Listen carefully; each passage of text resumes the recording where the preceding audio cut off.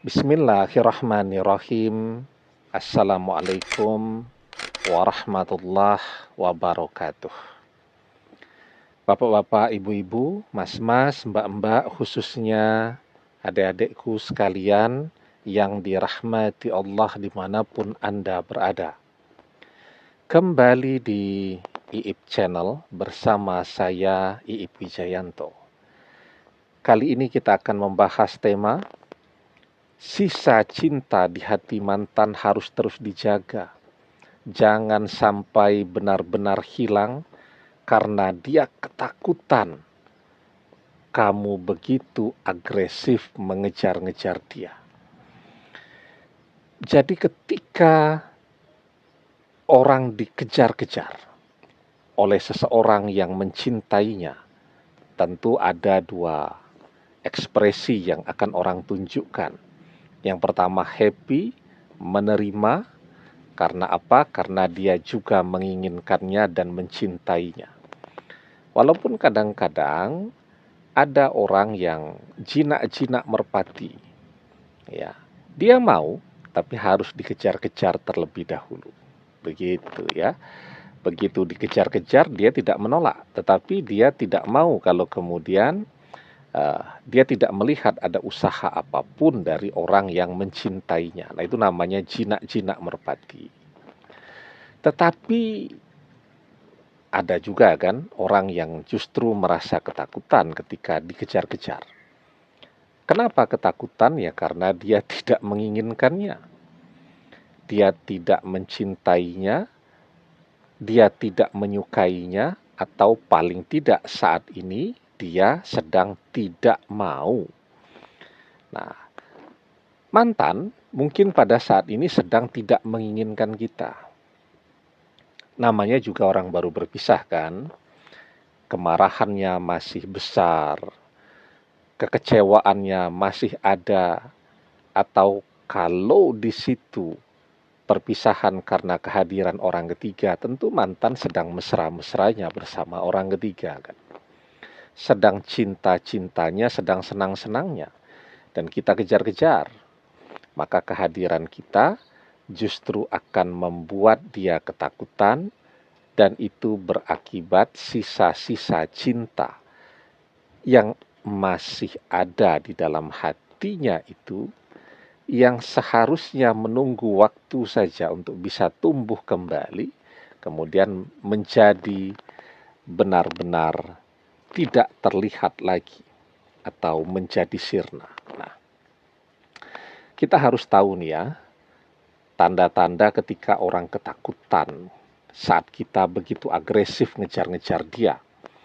Yang pertama adalah ketika orang mengganti nomor telepon, nomor WhatsApp, bahkan mungkin tidak menggunakan media sosial lagi. Jadi kalau dia tidak ganti nomor teleponnya, dia pasti akan terus terganggu. Itu yang ada dalam pikirannya kan. Kita masih bisa mengganti nomor telepon kita setiap hari untuk mencoba telepon dan telepon lagi. Kalau dia blokir media sosial kita, kita masih bisa mengganti atau membuat akun media sosial yang baru untuk mencoba berteman lagi dengan dia di media sosialnya. Bagaimana kalau dia private media sosialnya? Kan kita bisa meminta untuk berteman, meminta untuk bisa memfollow dia dan seterusnya. Dan ketika dia melihat apapun yang terhubung dengan kita, akun media sosial kita kah, nomor telepon kita yang baru kah, dan seterusnya, itu membuat dia deg-degan, membuat dia ketakutan. Maka cara paling mudah bagi dia untuk melupakan kita adalah dengan mengganti nomor teleponnya, kemudian menghapus media sosialnya, dan dia tidak menggunakan media sosial. Ini kalau kita melihat mantan sudah menunjukkan tanda-tanda ini, sebenarnya mantan sudah ketakutan banget tuh dengan kehadiran kita. Karena sebenarnya orang agak berat juga ya untuk mengganti nomor telepon, nomor WhatsApp, dan seterusnya. Karena harus mulai segala sesuatunya dari nol kan. Harus ngasih tahu kepada teman-teman, ini nomor teleponnya yang baru, ini akun WhatsApp-nya yang baru, dan seterusnya.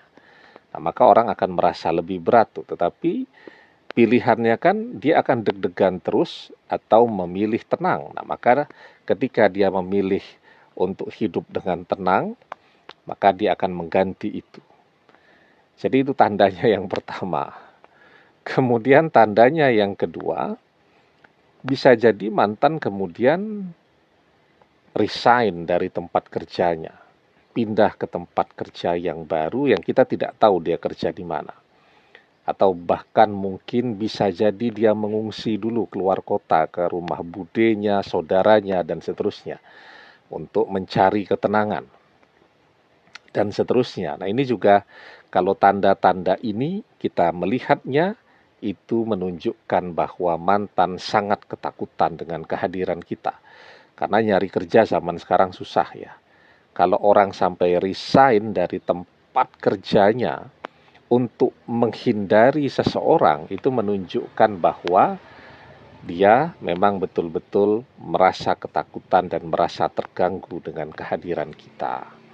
Nah, kalau mantan sudah sampai pindah kota, resign dari tempat kerja, kemudian mengganti nomor telepon, itu biasanya dia akan bercerita tuh kepada keluarganya, kepada orang tuanya.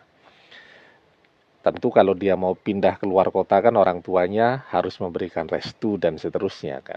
Kenapa kamu sampai pindah? Kenapa kamu resign dari tempat kerja?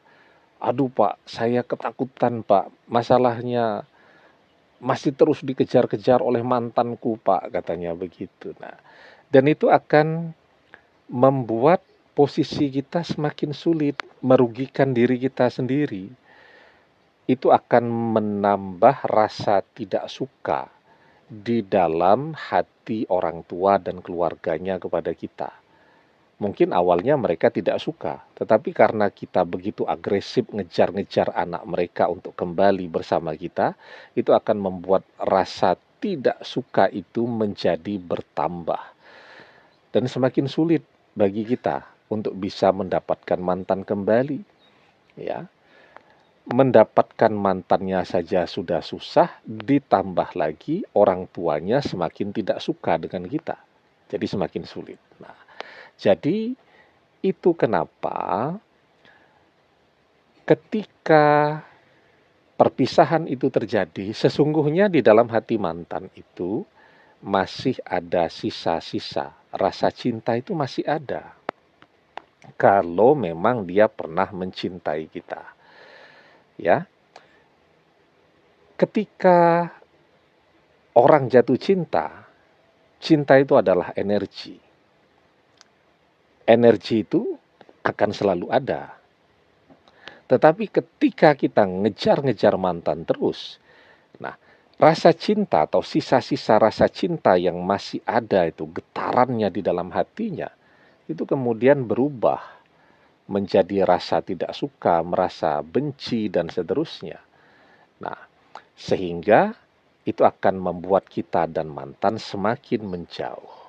Nah, maka cara menjaga perasaan cinta yang masih ada di dalam hati mantan itu adalah dengan memahami kalau memang mantan tidak mau dikejar-kejar, ya jangan kita kejar. Kita selalu terjebak di dalam bayangan-bayangan kita sendiri. Kalau mantan tidak sesegera mungkin kita dapatkan kembali, maka mantan akan menjadi milik orang ketiga selamanya. Kan kita selalu berpikir begitu. Nah, itu namanya kita terjebak di dalam bayangan-bayangan kita sendiri. Padahal apa yang kita bayangkan itulah yang kemudian akan terkabul. Kalau kita membayangkan mantan akan menjadi milik orang ketiga selamanya, ya sudah. Itulah yang akan terkabul. Karena apa yang kita pikirkan itu kan doa. Iza tamanna ahadukum falyaksir fa innama yas'alu rabbahu azza wa jalla.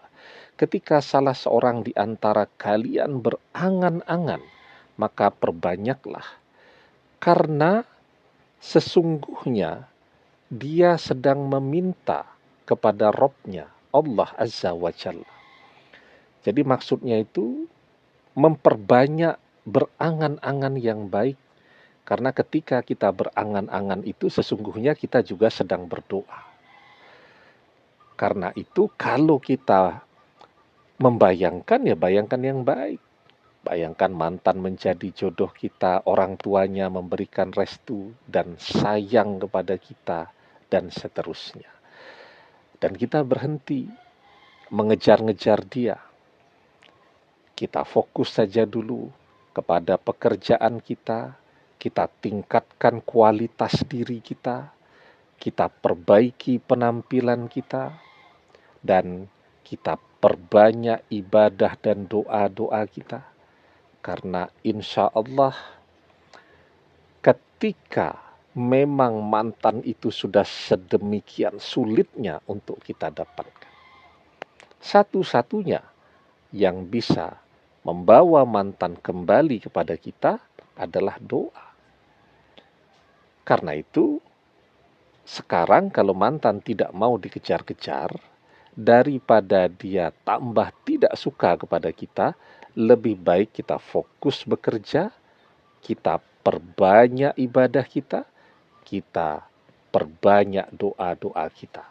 Insya Allah ketika kita fokus bekerja, kita mapan, kemapanan kita itu akan mempermudah orang tuanya untuk menerima kehadiran kita. Karena orang tua semuanya pengen anaknya hidupnya enak. Ya.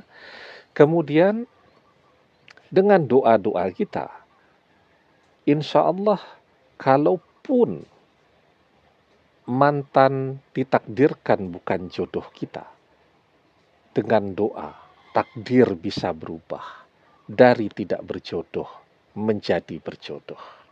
La yaruddul qada'a illa doa. Tidak ada yang bisa menolak takdir kecuali doa. Jadi dengan kita tidak agresif lagi ngejar-ngejar dia, rasa tidak suka di dalam hati mantan tidak akan bertambah. Malah rasa tidak suka itu akan menyusut. Ya, kita tidak pernah muncul dalam kehidupannya, yang muncul kemudian rasa kangen. Dia melihat kita semakin sukses, dia jadi tertarik lagi kepada kita. Dan ketika kita mapan tadi, orang tuanya juga menjadi respect kepada kita.